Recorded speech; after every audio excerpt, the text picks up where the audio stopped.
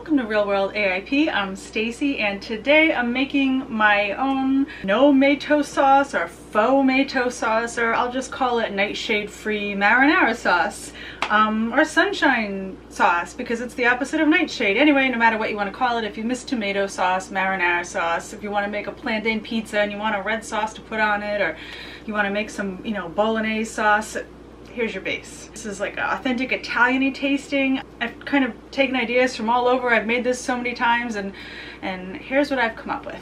I'm gonna get out our big clam boiling pot, I call it.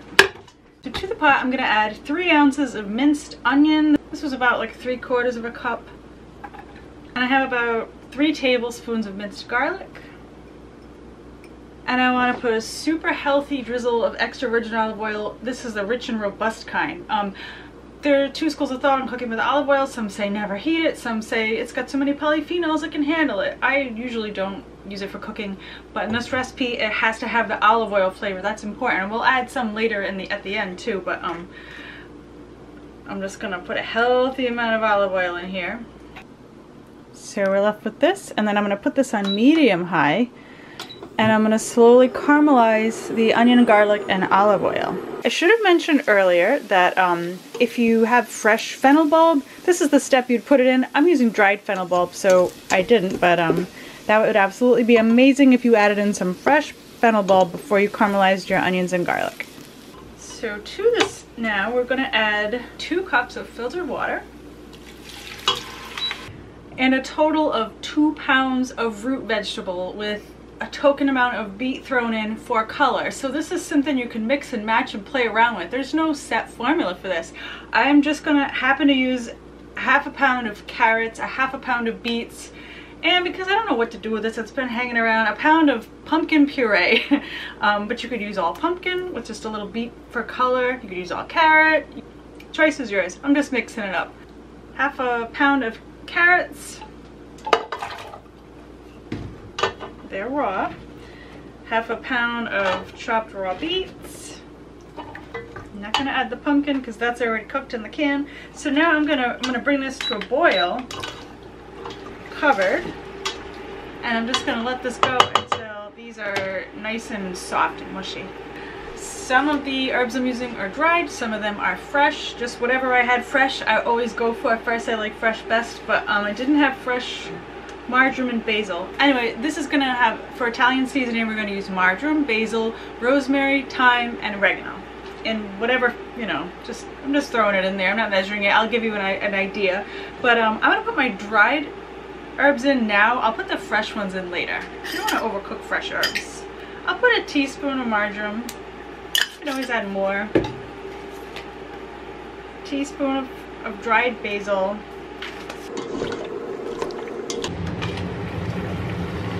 Alright, these are starting to get nice and soft, so I'm going to put in my fresh herbs because we're nearing the end of our cooking time. As you can see, it's winter, the trees have no leaves, and my garden is dead, except this little hidden spot where the oregano is still alive. Now, it's the first week of March. I don't know how this stuff survived, but I feel like it's got some superfood properties, so I'm just going to harvest some and stick it in my no-mato sauce. There's actually some thyme that's still alive too. I'm not sure how. I'm gonna take this super-powered freaking winter thyme and oregano that is still growing for some reason, even though it keeps snowing and stuff. I don't even understand it. If you'd like a measurement, I'd say this is about 1.5 tablespoons to just under 2 tablespoons of fresh thyme.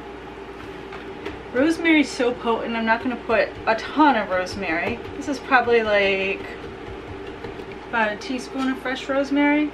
And this oregano. I'm going to put a lot of oregano because it is marinara. So this is about 4 tablespoons of fresh oregano. We're just going to let these fresh herbs infuse this for a minute or two. We're on medium-low heat now.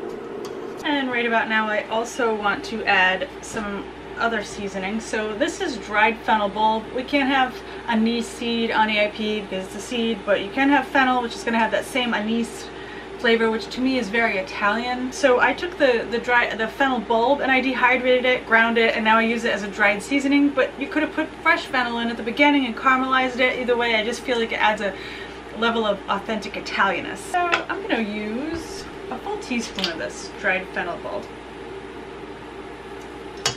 This is our magic umami ingredient. I know I use a lot of tamarind, and that's because it's awesome. Usually I use it fresh, but this is way more convenient and easy to find too.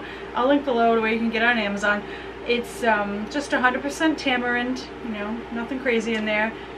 I'm going to add a teaspoon. This gives it a tomato-like flavor. It gives it that tartness. It's hard to explain.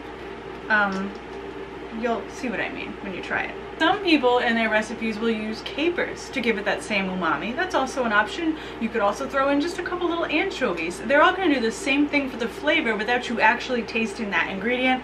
I think these probably come the closest to tasting like a tomato when I use the tamarind. Another thing you could do is use bacon in your recipe. I try to limit my pork fat because of the omega-6 and all that, but I mean, just a little is not going to kill you. But you could have, you know, put some bacon in there if you wanted to. Give it a little more flavor. I find it's great without it. Now, tomatoes are very acidic, so we also want to add something for acidity. A lot of recipes will call for red wine vinegar. I can't have vinegar, histamine intolerance, so I'm going to use lemon juice. But you can, you know, use whatever acid source you want. Lemon, vinegar, red wine vinegar, wine. Anyway, this is the juice of 2 full lemons, and it yielded 1/3 of a cup of lemon juice. And I'm going to add that in now too, now that we're on the low heat. Now we have all the flavor components, you know, that a tomato would have. We have the acidity, we have the umami, and you know, we have all the right color because of the beet, the right texture because of the carrot. I'm going to use my immersion blender to break this up, and then I'm going to add the pureed pumpkin.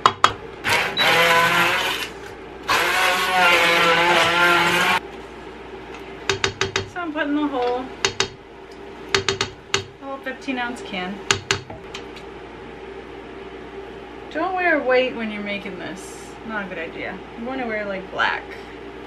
I'm going to add a little more olive oil to give it that Italian-y flavor. This is probably like a tablespoon I had left in here. And we gotta have salt. Do a heaping teaspoon. Now, here's the most important part, right? We gotta like taste test it and tweak it. Does it need a little more, you know, lemon juice for acidity? Does it need a little more salt? Does it need a little more fresh herbs, fennel, tamarind? Dun, dun, dun.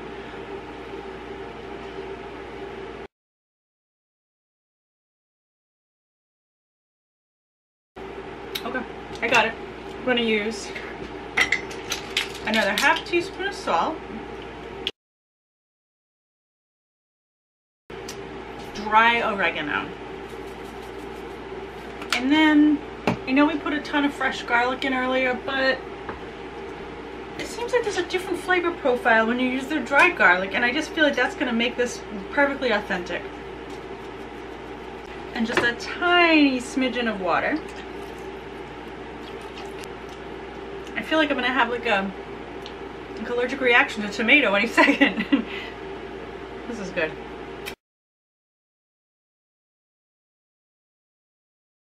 So there it is, tomato and nightshade free marinara. This stuff is so awesome, you will never miss tomatoes again. And my next video, I'm going to show you how to make bolognese sauce with this. If you like this video, subscribe below. I put out new videos every Thursday, sometimes bonuses on Sunday. Hopefully I will see you soon. Until then, be healthy.